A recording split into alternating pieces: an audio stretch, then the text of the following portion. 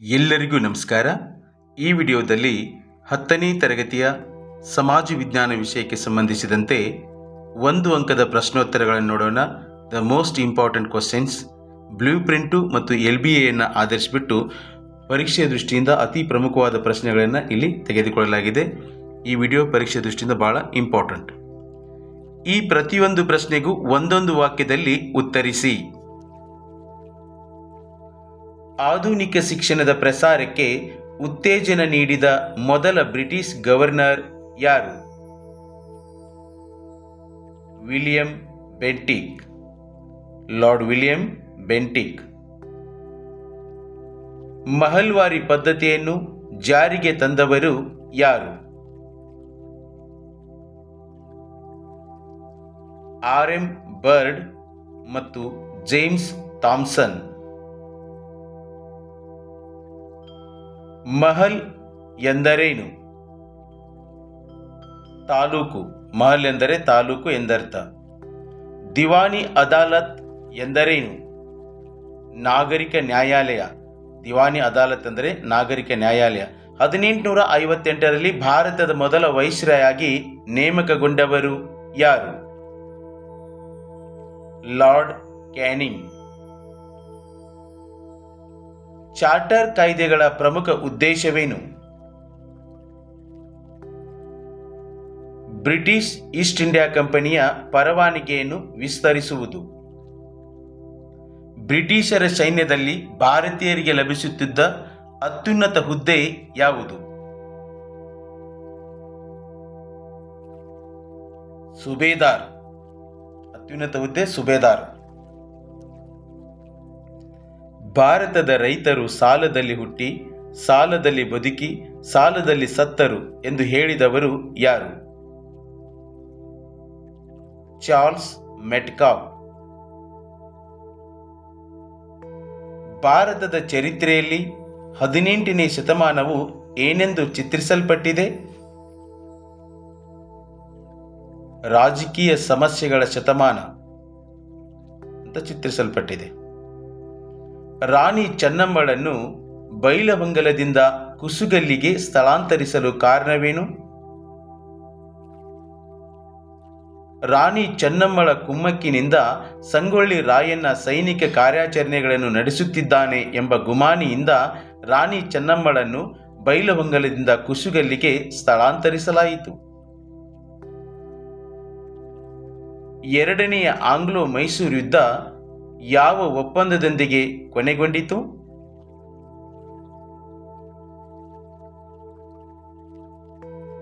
ಮಂಗಳೂರು ಒಪ್ಪಂದ. 1784ರಲ್ಲಿ ಮಂಗಳೂರು ಒಪ್ಪಂದ ಆಗುತ್ತೆ. ಹಲಗಲಿ ಬೇಡರು ಬ್ರಿಟಿಷರ ವಿರುದ್ಧ ದಂಗೆ ಏಳಲು ಕಾರಣವೇನು? ಬ್ರಿಟಿಷರು ಶಸ್ತ್ರಾಸ್ತ್ರ ನಿಷೇಧ ಕಾಯ್ದೆಯನ್ನು ಜಾರಿಗೆ ತಂದಿದ್ದರು. ಹೀಗಾಗಿ ಈ ಶಸ್ತ್ರಾಸ್ತ್ರ ನಿಷೇಧ ಕಾಯ್ದೆ ವಿರುದ್ಧ ಅವರು ದಂಗೆ ಹೇಳ್ತಾರೆ. ಮೇಲುಕೋಟೆ ಚಲುವ ನಾರಾಯಣ ಸ್ವಾಮಿಗೆ ರಾಜಮುಡಿ ಕಿರೀಟವನ್ನು ಅರ್ಪಿಸಿದ ಮೈಸೂರಿನ ದೊರೆ ಯಾರು? ರಾಜ ಒಡೆಯರು ಅರ್ಪಿಸ್ತಾರೆ. ಸ್ವಾಮಿ ವಿವೇಕಾನಂದರಿಗೆ ಚಿಕಾಗೋ ಸರ್ವಧರ್ಮ ಸಮ್ಮೇಳನಕ್ಕೆ ಹೋಗಲು ಸಹಾಯ ಮಾಡಿದ ಮೈಸೂರಿನ ಒಡೆಯರು ಯಾರು? 10ನೇ ಚಾಮರಾಜೇಂದ್ರ ಒಡೆಯರು. ಅಡಾಲ್ಫ್ ಹಿಟ್ಲರ್ ಬೂದು ಅಂಗಿದಳವನ್ನು ಏಕೆ ಸ್ಥಾಪಿಸಿದನು?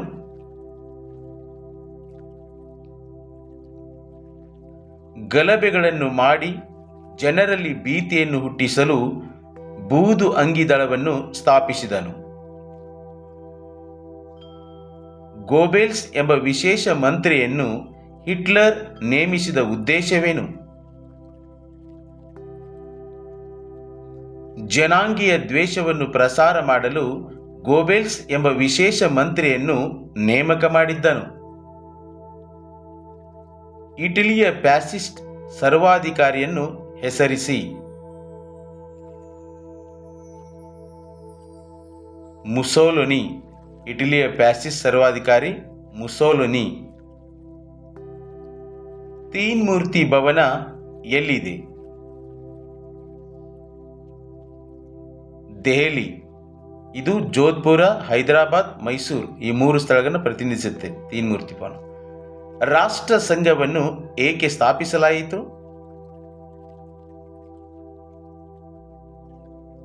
ಮಹಾಯುದ್ಧಗಳನ್ನು ತಡೆಗಟ್ಟಲು ರಾಷ್ಟ್ರ ಸಂಘವನ್ನು ಸ್ಥಾಪನೆ ಮಾಡಲಾಯಿತು. ಹೋಲೋಕಾಸ್ಟ್ ಎಂದರೇನು? ಹೋಲೋಕಾಸ್ಟ್ ಎಂದರೇನು? ಹಿಟ್ಲರ್ ನಡೆಸಿದ ಸಾಮೂಹಿಕ ಹತ್ಯೆಯನ್ನು ಹೋಲೋಕಾಸ್ಟ್ ಎನ್ನುವರು. ಮೊದಲನೇ ಮಹಾಯುದ್ಧಕ್ಕೆ ತಕ್ಷಣದ ಕಾರಣವೇನು? ಆಸ್ಟ್ರಿಯಾದ ರಾಜಕುಮಾರ ಆರ್ಕ್ ಡ್ಯೂಕ್ ಫ್ರಾನ್ಸಿಸ್ ಫರ್ಡಿನೆಂಡನ ಹತ್ಯೆಯಾಯಿತು. ಇವನು ಸರ್ಬಿಯಾ ದೇಶಕ್ಕೆ ಭೇಟಿ ಕೊಟ್ಟಾಗ ಹತ್ಯೆ ಆಗುತ್ತೆ. ಒಂದನೇ ಮಹಾಯುದ್ಧದ ನಂತರ ಜರ್ಮನಿಯು ಸಹಿ ಮಾಡಿದ ಅವಮಾನಕರವಾದ ಒಪ್ಪಂದ ಯಾವುದು? ವರ್ಸೈಲ್ಸ್ ಒಪ್ಪಂದ. ಒಂದನೇ ಮಹಾಯುದ್ಧ ಯಾವ ಒಪ್ಪಂದದಿಂದ ಮುಕ್ತಾಯವಾಗುತ್ತಂದ್ರೆ ವರ್ಸೈಲ್ಸ್ ಒಪ್ಪಂದದ ಮೂಲಕನೇ ಮುಕ್ತಾಯವಾಗೋದು. ರಷ್ಯಾದ ಕ್ರಾಂತಿ ಯಾವಾಗ ನಡೆಯಿತು? 1917, 1917ರಲ್ಲಿ ನಡೆಯುತ್ತೆ. ನಾಜಿ ಪಕ್ಷದ ಸ್ಥಾಪಕ ಯಾರು? Adolf Hitler. ದತ್ತಿ ಸಮಿತಿಯ ಆಡಳಿತಕ್ಕೊಳಪಟ್ಟು ಸ್ವತಂತ್ರಗೊಂಡ ಕೊನೆಯ ಪ್ರದೇಶ ಯಾವುದು? ಪಲಾವ್ ಗಣರಾಜ್ಯ. 1994ರಲ್ಲಿ ಸ್ವತಂತ್ರಗೊಳ್ಳುತ್ತೆ ಪಲಾವ್ ಗಣರಾಜ್ಯ. ಆಹಾರ ಮತ್ತು ಕೃಷಿ ಸಂಸ್ಥೆಯ ಪ್ರಧಾನ ಕಚೇರಿ ಎಲ್ಲಿದೆ? ರೋಮ್. ಇಟಲಿ ದೇಶದ ರೋಮ್ದಲ್ಲಿ ಇದೆ. ದ್ವಿತೀಯ ಮಹಾಯುದ್ಧದ ಬಳಿಕ ಮಕ್ಕಳ ಕ್ಷೇಮಾಭಿವೃದ್ಧಿಗಾಗಿ ಸ್ಥಾಪನೆಯಾದ ಸಂಸ್ಥೆ ಯಾವುದು? ಯುನಿಸೆಫ್. ಯುನಿಸೆಫ್ ಸ್ಥಾಪನೆ ಆಗುತ್ತೆ. ರಾಷ್ಟ್ರಗಳ ಕೇಂದ್ರ ಬ್ಯಾಂಕುಗಳ ಕೇಂದ್ರ ಬ್ಯಾಂಕು ಎಂದು ಯಾವ ಸಂಸ್ಥೆಯನ್ನು ಕರೆಯಲಾಗಿದೆ? ಅಂತಾರಾಷ್ಟ್ರೀಯ ಹಣಕಾಸು ನಿಧಿ, IMF, ಇಂಟರ್ನ್ಯಾಷನಲ್ ಮಾನಿಟರಿ ಫಂಡ್ ಅಂತ ಹೇಳಿತು. ಇದು ರಾಷ್ಟ್ರಗಳ ಕೇಂದ್ರ ಬ್ಯಾಂಕುಗಳಿಗೆ ಇದು ಕೇಂದ್ರ ಬ್ಯಾಂಕು. ಕಾಮನ್ವೆಲ್ತ್ ರಾಷ್ಟ್ರಗಳ ಸಂಘದಲ್ಲಿ ಎಷ್ಟು ಸದಸ್ಯ ರಾಷ್ಟ್ರಗಳಿವೆ? 56, 56. ಇದು ಕಾಲಕಾಲಕ್ಕೆ ಬದಲಾಗ್ತಾ ಇರುತ್ತೆ. ಐರೋಪ್ಯ ಒಕ್ಕೂಟದ ಕೇಂದ್ರ ಕಚೇರಿ ಎಲ್ಲಿದೆ? ಬ್ರುಸೆಲ್ಸ್. ಬ್ರುಸೆಲ್ಸ್ ನಗರದಲ್ಲಿದೆ. ಆಫ್ರಿಕನ್ ಒಕ್ಕೂಟ ಸಂಸ್ಥೆ ಯಾವ ವರ್ಷ ಸ್ಥಾಪನೆಯಾಯಿತು? 1963, 1963ರಲ್ಲಿ ಸ್ಥಾಪನೆಯಾಯಿತು.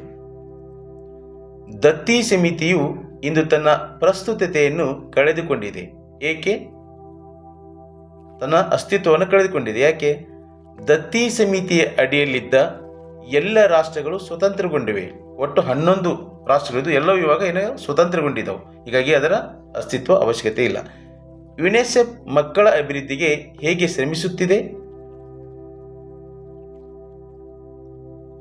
ಶುಭಾಶಯ ಪತ್ರಗಳ ಮಾರಾಟದ ಮೂಲಕ ಗಳಿಸುವ ಹಣವನ್ನು ಮಕ್ಕಳ ಯೋಗಕ್ಷೇಮಕ್ಕಾಗಿ ವಿನಿಯೋಗಿಸುತ್ತದೆ. ಭದ್ರತಾ ಮಂಡಳಿಯನ್ನು ವಿಶ್ವಸಂಸ್ಥೆಯ ಸಚಿವ ಸಂಪುಟ ಎಂದು ಕರೆಯಲು ಕಾರಣವೇನು? ಅತ್ಯಂತ ಪ್ರಮುಖವಾದ ಅಂಗಸಂಸ್ಥೆಯಾಗಿದೆ. ವಿಶ್ವಸಂಸ್ಥೆಯ ಕಾರ್ಯಾಂಗವಾಗಿದೆ ಇದು. ಹೀಗಾಗಿ ಅದನ್ನು ಸಚಿವ ಸಂಪುಟ ಅಂತ ಕರೀತಾರೆ. ಸಾರ್ಕ್ ಯಾವಾಗ ಸ್ಥಾಪನೆಯಾಯಿತು? 1985. ಸಾಮಾಜಿಕ ಸ್ತರವಿನ್ಯಾಸ ಎಂದರೇನು?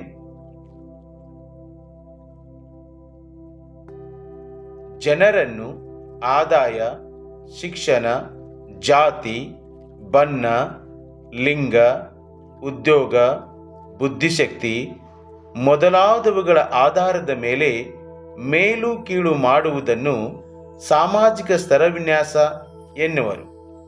ಸಾಮಾಜಿಕ ಸ್ತರವಿನ್ಯಾಸ ಎನ್ನುವರು.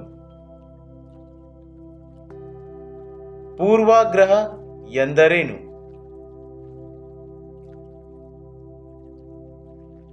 ಒಬ್ಬ ವ್ಯಕ್ತಿ ಅಥವಾ ಒಂದು ಸಮೂಹದವರ ಬಗ್ಗೆ ಹೊಂದಿರಬಹುದಾದ ಪೂರ್ವ ನಿರ್ಧಾರಿತ ಮನೋಭಾವನೆಯನ್ನು ಪೂರ್ವಾಗ್ರಹ ಎನ್ನುವರು.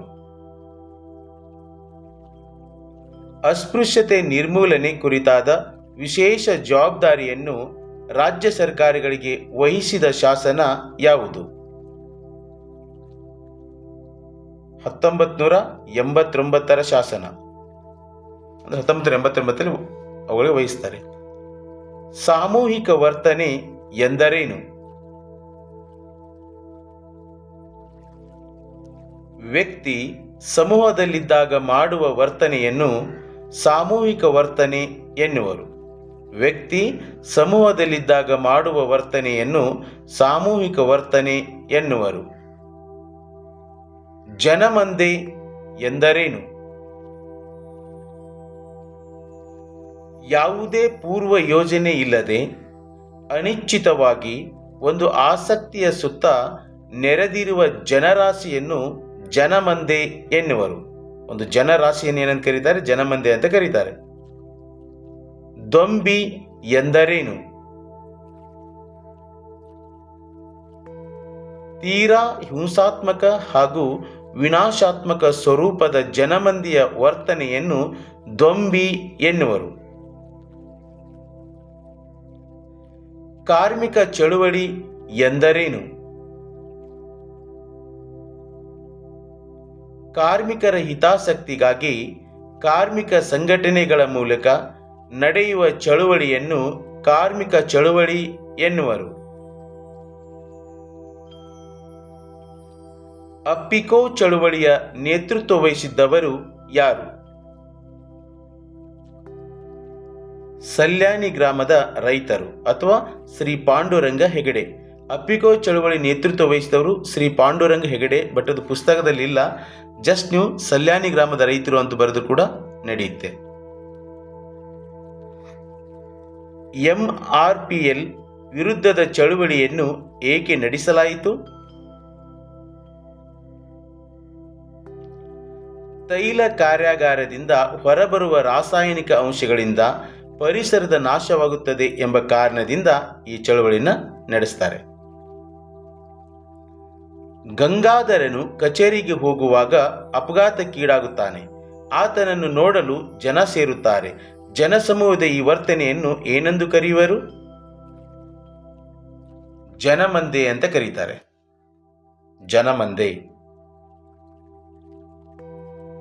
ಡಿ ದೇವರಾಜ್ ಅರಸು ರವರು ಜೀತ ಪದ್ಧತಿಯನ್ನು ರದ್ದುಗೊಳಿಸಲು ಕಾರಣವೇನು? ಗೇಣಿದಾರರನ್ನು ಭೂಮಾಲೀಕರ ಹಿಡಿತದಿಂದ ಬಿಡುಗಡೆ ಮಾಡಲು. ಬೇಸಿಗೆಯಲ್ಲಿ ಉತ್ತರ ಭಾರತದಲ್ಲಿ ಉಷ್ಣಾಂಶ ಅಧಿಕವಾಗಿರಲು ಕಾರಣವೇನು? ದೀರ್ಘ ಹಗಲು ಮತ್ತು ಸಮುದ್ರಕ್ಕೆ ದೂರವಿರುವುದು.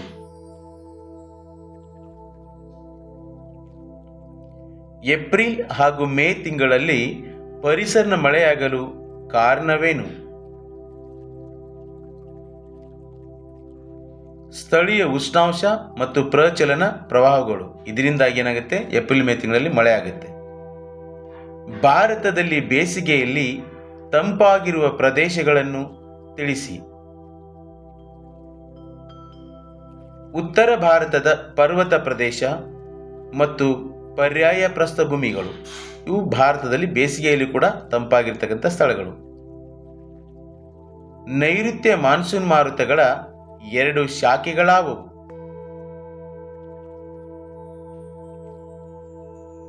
ಅರಬ್ಬಿ ಸಮುದ್ರದ ಶಾಖೆ ಮತ್ತು ಬಂಗಾಳ ಕೊಲ್ಲಿ ಶಾಖೆ. ಅರಬ್ಬಿ ಸಮುದ್ರದ ಶಾಖೆ ಪಶ್ಚಿಮ ಘಟ್ಟಗಳ ಮಳೆ ಸುರಿಸಿದರೆ ಬಂಗಾಳ ಕೊಲ್ಲಿ ಈಶಾನ್ಯ ಭಾರತಕ್ಕೆ ಸುರಿಸುತ್ತೆ. ನೈಋತ್ಯ ಮಾನ್ಸೂನ್ ಮಾರುತಗಳ ಕಾಲದಲ್ಲಿ ಮಳೆ ಪಡೆಯದ ರಾಜ್ಯ ಯಾವುದು? ಅಂದ್ರೆ ಯಾವುದಕ್ಕೆ ಮಳೆ ಆಗೋದಿಲ್ಲ? ತಮಿಳುನಾಡು. ನೈಋತ್ಯ ಮಾನ್ಸೂನ್ ಮಾರುತಗಳ ಕಾಲಾವಧಿಯಲ್ಲಿ ತಮಿಳುನಾಡು ರಾಜ್ಯಕ್ಕೆ ಮಳೆ ಆಗೋದಿಲ್ಲ. ಅಂದರೆ ಆದರೂ ಕಡಿಮೆ. ಭಾರತದಲ್ಲಿ ಅತ್ಯಂತ ಕಡಿಮೆ ಮಳೆ ಪಡೆಯುವ ಅವಧಿ ಯಾವುದು? ಒಟ್ಟು 4 ಅವಧಿ ಅದಾವು. ಅದರಲ್ಲಿ ಯಾವುದು? ಚಳಿಗಾಲ, ಬೇಸಿಗೆ ಕಾಲ, ಮಳೆಗಾಲ, ನಿರ್ಗಮನ ಮಾನ್ಸೂನ್ ಮಾರುತಗಳ ಕಾಲ, ಹಾಗೆ ಚಳಿಗಾಲ. ಚಳಿಗಾಲದ ಅವಧಿಯಲ್ಲಿ ಮಳೆ ಬಹಳ ಕಡಿಮೆ ಆಗುತ್ತೆ. ಪಶ್ಚಿಮ ಘಟ್ಟಗಳ ಪಶ್ಚಿಮ ಭಾಗವು ಹೆಚ್ಚು ಮಳೆಯನ್ನು ಪಡೆಯುತ್ತದೆ, ಏಕೆ?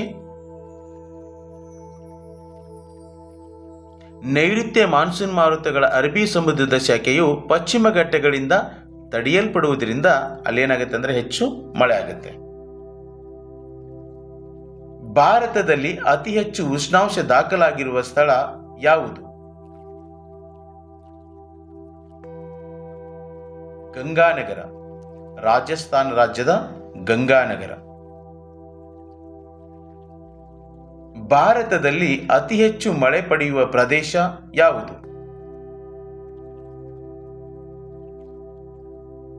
ಮಾಸಿನ್ರಾಮ್, ಮೇಘಾಲಯದ ಮಾಸಿನ್ರಾಮ್. ಇದು ಭಾರತದಲ್ಲಿ ಅಷ್ಟೇ ಅಲ್ಲದೆ ಪ್ರಪಂಚದಲ್ಲಿ ಕೂಡ ಅತಿ ಹೆಚ್ಚು ಮಳೆ ಪಡೆಯುವ ಸ್ಥಳವೂ ಕೂಡ ಇದೇ ಆಗಿದೆ. ಭಾರತದಲ್ಲಿ ಅತಿ ಕಡಿಮೆ ಮಳೆ ಪಡೆಯುವ ಪ್ರದೇಶ ಯಾವುದು?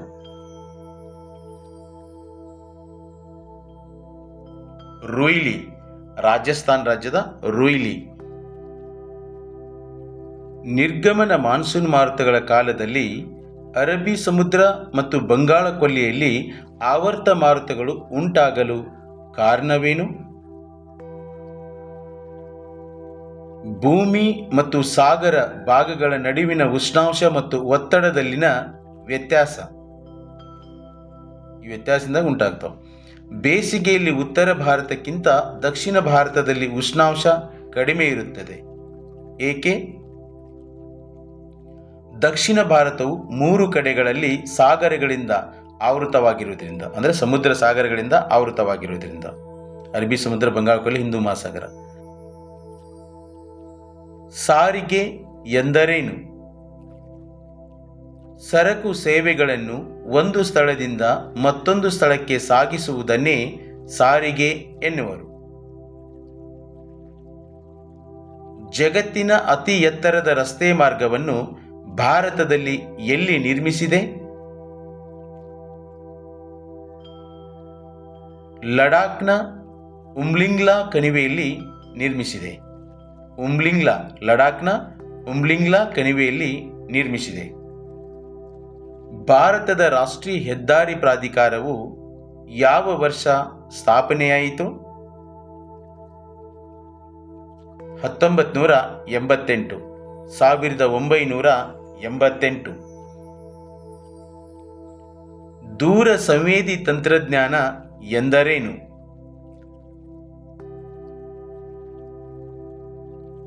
ವಸ್ತುಗಳನ್ನು ಭೌತಿಕವಾಗಿ ಸ್ಪರ್ಶಿಸದೆ ದೂರದಿಂದಲೇ ಅವುಗಳಿಗೆ ಸಂಬಂಧಿಸಿದ ಮಾಹಿತಿ ಸಂಗ್ರಹಣೆಯನ್ನು ದೂರ ಸಂವೇದಿ ತಂತ್ರಜ್ಞಾನ ಎನ್ನುವರು.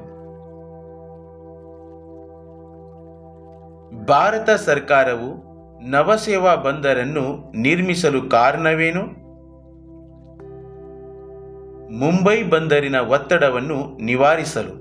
ಅಂದರೆ ಮುಂಬೈ ಬಂದರಿಗೆ ಬಹಳಷ್ಟು ಹಡಗುಗಳು ಬರ್ತಾ ಇರ್ತವೆ, ಸೊ ಅದರ ಒಂದು ಒತ್ತಡವನ್ನು ಕಡಿಮೆ ಮಾಡೋ ಸಲುವಾಗಿ ನಿರ್ಮಿಸ್ತಾರೆ. ಸಮೂಹ ಮಾಧ್ಯಮ ಎಂದರೇನು? ಎಲ್ಲ ಜನರನ್ನು ತಲುಪುವ ಸಂಪರ್ಕ ಮಾಧ್ಯಮವನ್ನು ಸಮೂಹ ಮಾಧ್ಯಮ ಎನ್ನುವರು. ಕೈಗಾರಿಕಾ ವಲಯ ಎಂದರೇನು? ಕೈಗಾರಿಕೆಗಳು ಹೆಚ್ಚು ಕೇಂದ್ರೀಕೃತವಾಗಿರುವ ಪ್ರದೇಶಗಳನ್ನು ಕೈಗಾರಿಕಾ ವಲಯ ಎನ್ನುವರು.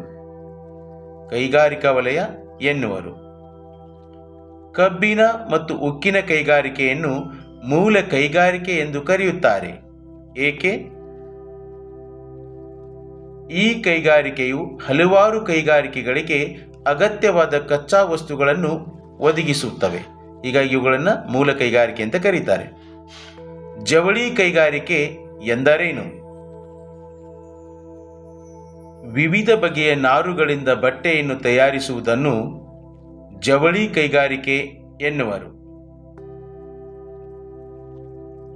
ಭಾರತದ ಮೊದಲ ಕಾಗದ ಕೈಗಾರಿಕೆ ಎಲ್ಲಿ ಸ್ಥಾಪನೆಗೊಂಡಿತು? ಪಶ್ಚಿಮ ಬಂಗಾಳದ ಸೇರಾಂಪುರ ಅನ್ನೋ ಒಂದು ಸ್ಥಳದಲ್ಲಿ ಮೊದಲ ಕಾಗದ ಕೈಗಾರಿಕೆ ಸ್ಥಾಪನೆಗೊಂಡಿದೆ. ಪ್ರಸ್ತುತ ಅತಿ ವೇಗವಾಗಿ ಬೆಳವಣಿಗೆ ಹೊಂದುತ್ತಿರುವ ಕೈಗಾರಿಕಾ ಕ್ಷೇತ್ರ ಯಾವುದು? ಜ್ಞಾನಾಧಾರಿತ ಕೈಗಾರಿಕೆಗಳು. ಇವತ್ತು ಜ್ಞಾನಾಧಾರಿತ ಕೈಗಾರಿಕೆ ತುಂಬಾ ವೇಗವಾಗಿ ಬೆಳೀತಾ ಇದೆ. ಜ್ಞಾನಾಧಾರಿತ ಕೈಗಾರಿಕೆ ಎಂದರೇನು?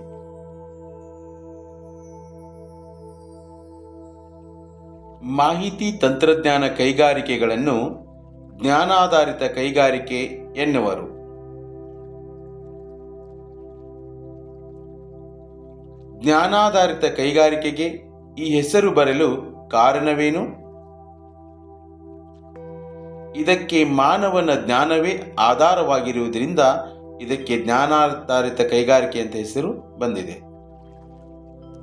ಭಾರತ ಸರ್ಕಾರವು ಸಾಫ್ಟ್ವೇರ್ ಟೆಕ್ನಾಲಜಿ ಪಾರ್ಕ್ಗಳನ್ನು ಏಕೆ ಸ್ಥಾಪಿಸಿತು?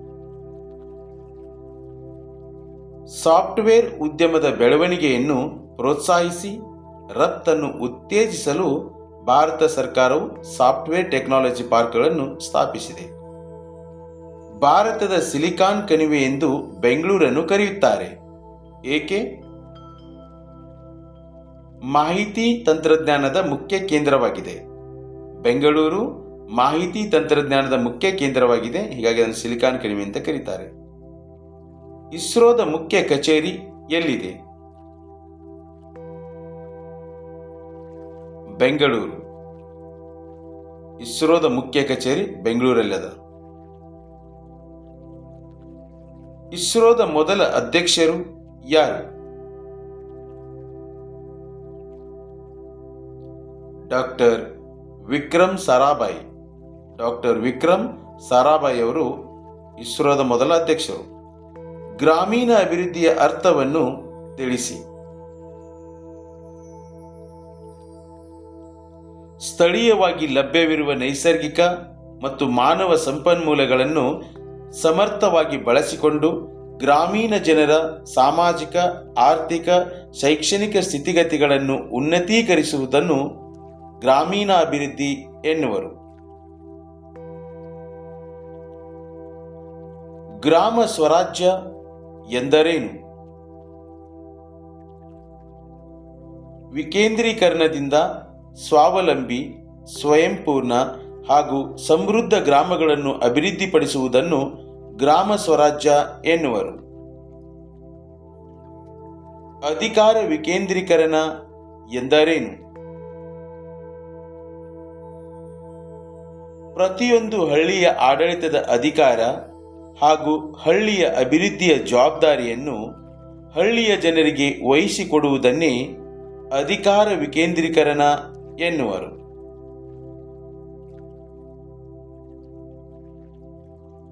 ಭಾರತದ ಸರ್ಕಾರವು ಕೈಗೊಂಡ ಯಾವುದಾದರೂ ಒಂದು ಉದ್ಯೋಗ ನಿರ್ಮಾಣ ಯೋಜನೆಯನ್ನು ಹೆಸರಿಸಿ.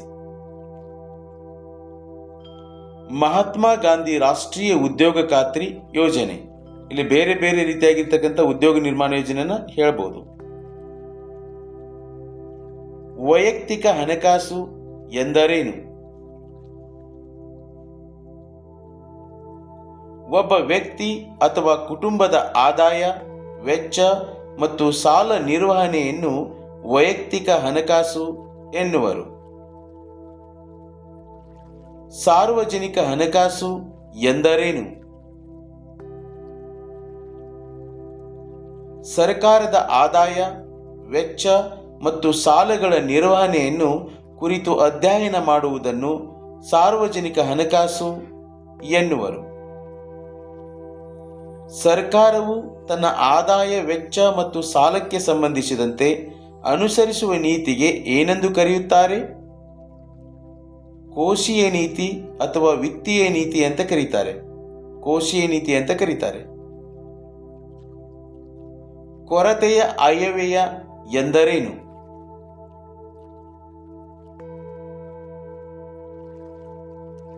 ಆಯವ್ಯಯದಲ್ಲಿ ಸರ್ಕಾರದ ಆದಾಯಕ್ಕಿಂತ ವೆಚ್ಚವು ಹೆಚ್ಚಾಗಿದ್ದರೆ ಅದನ್ನು ಕೊರತೆಯ ಆಯವ್ಯಯ ಎನ್ನುವರು. ಆಯವ್ಯಯ ಅಂದ್ರೂ ಒಂದೇ, ಬಜೆಟ್ ಅಂದ್ರೂ ಒಂದೇ, ಮುಂಗಡ ಪತ್ರ ಅಂದ್ರೂ ಒಂದೇ.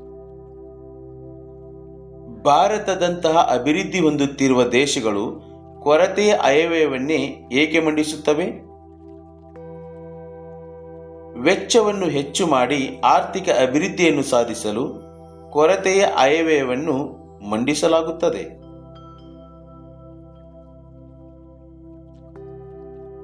ಸಾಮಾಜಿಕ ಸೇವೆಗಳಿಗೆ 2 ಉದಾಹರಣೆಗಳನ್ನು ಕೊಡಿ. ಶಿಕ್ಷಣ ಸೇವೆ ಮತ್ತು ಆರೋಗ್ಯ ಸೇವೆ. ಇನ್ನು ಬೇರೆ ಬೇರೆ ರೀತಿಯಾಗಿರ್ತಕ್ಕಂಥ ಉದಾಹರಣೆಗಳನ್ನು ಕೂಡ ಕೊಡಬಹುದು. ಯೋಜನೇತರ ವೆಚ್ಚಕ್ಕೆ ಉದಾಹರಣೆ ಕೊಡಿ. ಯೋಜನೇತರ ವೆಚ್ಚಕ್ಕೆ ಉದಾಹರಣೆ ಕೊಡಿ. ರಕ್ಷಣಾ ವೆಚ್ಚ. ರಕ್ಷಣಾ ವೆಚ್ಚ. ವಿತ್ತೀಯ ನೀತಿ ಅಥವಾ ಕೋಶೀಯ ನೀತಿ ಎಂದರೇನು? ಸರ್ಕಾರವು ತನ್ನ ಆದಾಯ, ವೆಚ್ಚ ಮತ್ತು ಸಾಲಕ್ಕೆ ಸಂಬಂಧಿಸಿದಂತೆ ಅನುಸರಿಸುವ ನೀತಿಯನ್ನು ವಿತ್ತೀಯ ನೀತಿ ಅಥವಾ ಕೋಶೀಯ ನೀತಿ ಎನ್ನುವರು. ಪ್ರತ್ಯಕ್ಷ ತೆರಿಗೆ ಎಂದರೇನು? ಸರ್ಕಾರವು ಯಾರ ಮೇಲೆ ತೆರಿಗೆಯನ್ನು ವಿಧಿಸುತ್ತದೆಯೋ ಅವರೇ ಆ ಹೊರೆಯನ್ನು ಹೊರುವಂತಿದ್ದರೆ ಅದನ್ನು ಪ್ರತ್ಯಕ್ಷ ತೆರಿಗೆ ಎನ್ನುವರು. ಯೋಜನಾ ವೆಚ್ಚ ಎಂದರೇನು? ಸರ್ಕಾರವು ವಿವಿಧ ಆರ್ಥಿಕ ಮತ್ತು ಸಾಮಾಜಿಕ ಸೇವೆಗಳು, ರಾಷ್ಟ್ರ ನಿರ್ಮಾಣ ಕಾರ್ಯಗಳು ಮುಂತಾದ ಅಭಿವೃದ್ಧಿ ಕಾರ್ಯಗಳಿಗೆ ವೆಚ್ಚ ಮಾಡುತ್ತದೆ. ಇದನ್ನೇ ಯೋಜನಾ ವೆಚ್ಚ ಎನ್ನುವರು. ಆಂತರಿಕ ಸಾಲ ಎಂದರೇನು?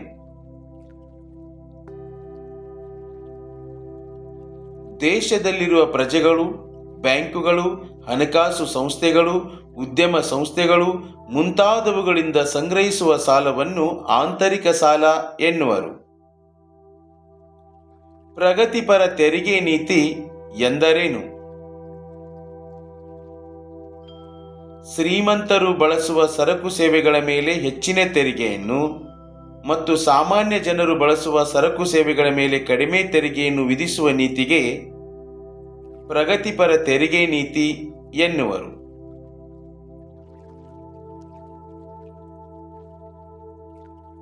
ತೆರಿಗೆ ಎಂದರೇನು? What is tax? ಪ್ರಜೆಗಳು ಯಾವುದೇ ಪ್ರತಿಫಲಾಪೇಕ್ಷೆ ಇಲ್ಲದೆ ಸರ್ಕಾರಕ್ಕೆ ಕೊಡಬೇಕಾದ ಕಡ್ಡಾಯ ವಂತಿಗೆಯನ್ನು ತೆರಿಗೆ ಎನ್ನುವರು.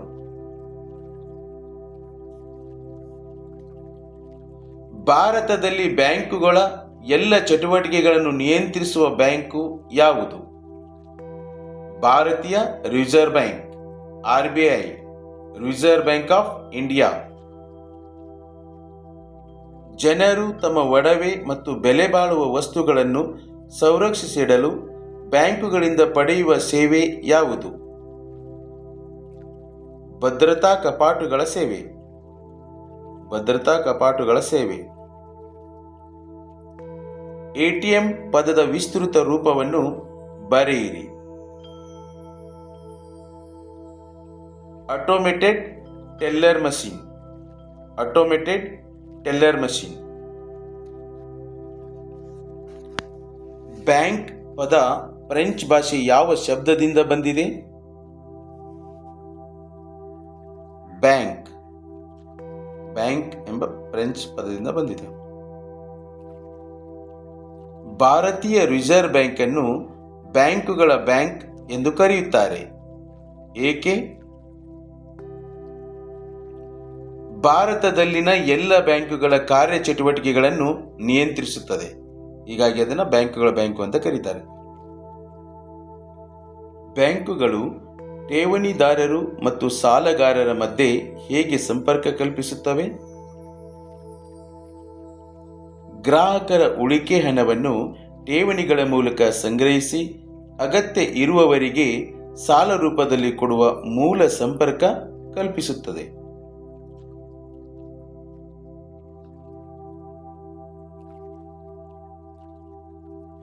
ಉದ್ಯಮಿ ಎಂಬ ಪದ ಫ್ರೆಂಚ್ ಭಾಷೆಯ ಯಾವ ಪದದಿಂದ ಬಂದಿದೆ?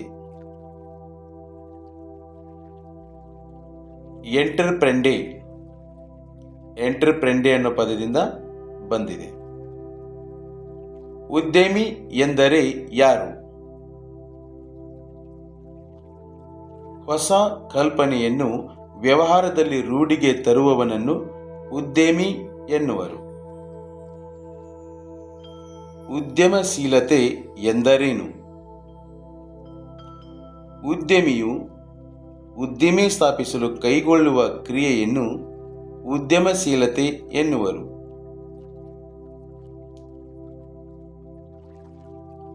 ಜಿಲ್ಲಾ ಕೈಗಾರಿಕಾ ಕೇಂದ್ರಗಳು ಸ್ಥಾಪನೆಯಾದ ವರ್ಷ ಯಾವುದು?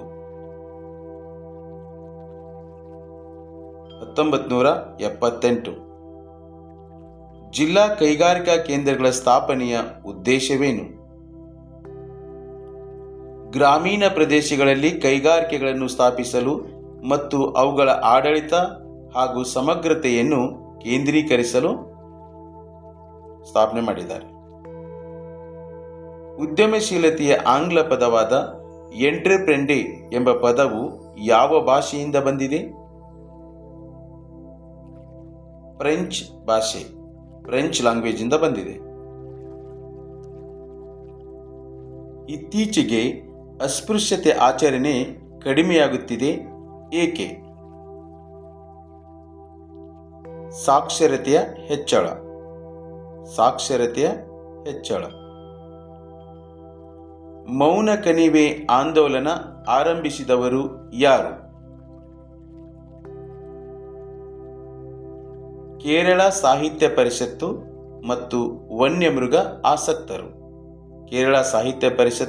ಮತ್ತು ವನ್ಯಮೃಗ ಆಸಕ್ತರು. ಪಾಲಿಸಿ ಆಫ್ ಅಸರೇಷನ್ ಎಂದರೇನು? ಭಾರತೀಯರು ಬ್ರಿಟಿಷರ ಬಗೆಗೆ ತಿಳಿದಿರುವ ಅಭಿಪ್ರಾಯಗಳನ್ನು ತಿಳಿಯಲು ಭಾರತೀಯರಿಗೆ ಶಾಸನ ರೂಪಿಸುವ ಪ್ರಕ್ರಿಯೆಯಲ್ಲಿ ಸ್ಥಾನವನ್ನು ಕಲ್ಪಿಸಲಾಯಿತು. ಇದನ್ನು ಪಾಲಿಸಿ ಆಫ್ ಅಸರೇಷನ್ ಎನ್ನುವರು. ಭಾರತೀಯ ರಿಸರ್ವ್ ಬ್ಯಾಂಕ್ ಸ್ಥಾಪನೆಗೆ ಅವಕಾಶ ನೀಡಿದ ಕಾಯ್ದೆ ಯಾವುದು? 1935ರ ಭಾರತ ಸರ್ಕಾರದ ಕಾಯ್ದೆ. ಮೂರನೇ ಆಂಗ್ಲೋ ಮೈಸೂರು ಯುದ್ಧ ಯಾವ ಒಪ್ಪಂದದೊಂದಿಗೆ ಕೊನೆಗೊಂಡಿತು? ಶ್ರೀರಂಗಪಟ್ಟಣ ಒಪ್ಪಂದ. 1792 ಶ್ರೀರಂಗಪಟ್ಟಣ ಒಪ್ಪಂದ. ಮಹಾರಾಷ್ಟ್ರದ ಮುಂಬೈಯನ್ನು ಭಾರತದ ಮ್ಯಾಂಚೆಸ್ಟರ್ ಅಥವಾ ಕಾಟನೋಪೊಲಿಸ್ ಎಂದು ಕರೆಯಲು ಕಾರಣವೇನು? ಮುಂಬೈ ನಗರದಲ್ಲಿ ಅತಿ ಹೆಚ್ಚು ಹತ್ತಿ ಗಿರಣಿಗಳು ಇರುವುದರಿಂದ. ಅಯವ್ಯಯ ಅಥವಾ ಮುಂಗಡ ಪತ್ರ ಎಂದರೇನು? ಸರ್ಕಾರದ ಒಂದು ವರ್ಷದ ಆದಾಯ ಮತ್ತು ವೆಚ್ಚಗಳನ್ನು ಕುರಿತು ತಯಾರಿಸಿದ ಅಂದಾಜು ಪಟ್ಟಿಯನ್ನು ಅಯವ್ಯಯ ಅಥವಾ ಮುಂಗಡ ಪತ್ರ ಎನ್ನುವರು.